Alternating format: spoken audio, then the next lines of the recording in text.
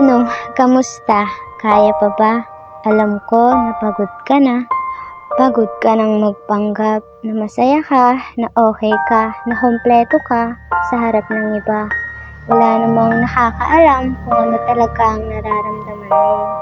Sa tuwing kakain ka, habang hawak mo ang kutsara, bigla ka na lang napapaluha. Di mo alam kung anong dahilan ng pagluha mo.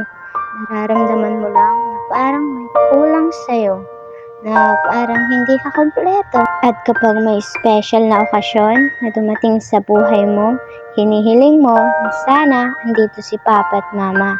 Sa tuwing nakakakita ka ng buong pamilya, iniisip mo na sana ganyan din ako. Bakit nga ba ako nagkaganito?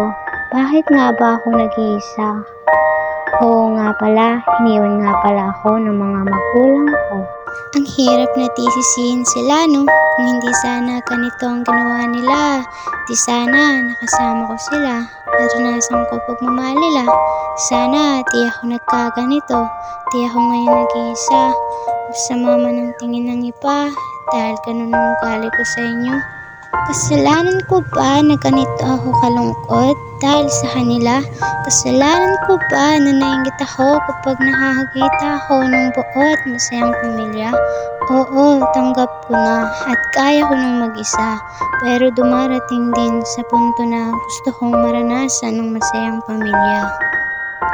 Yung tipong kasama mo silang kumain sa hapagkainan na habang kumakain kayo, sabay kwentuhan at tawanan. Yung tipong gagabayan ka nila sa bawat desisyon na gagawin mo. Yung tipong bawat araw ng graduation mo, andyan sila, samahan ka sa pag-akyat sa stage. At sila yung sasabit ng medalya mo. Ang sarap siguro ng ganun, no? Pero hanggang pangarap na lang yun at imposible nang mangyari. At bawat sasapit ang gabi na ikaw na lang gising, palihim kang umiyak. Dahil ito lang ang oras na nailabas mo lahat ng mga problema mo.